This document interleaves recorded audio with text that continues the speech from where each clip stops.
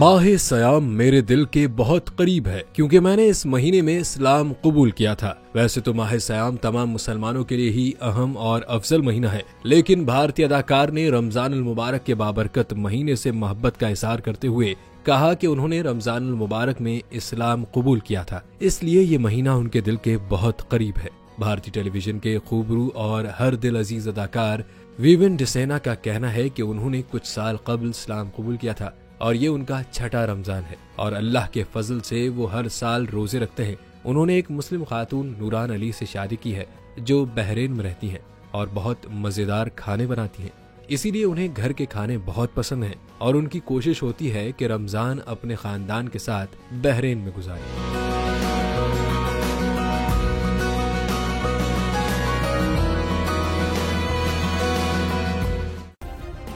Subscribe करें और bell दबाएं ताकि कोई खबर रह न जाए।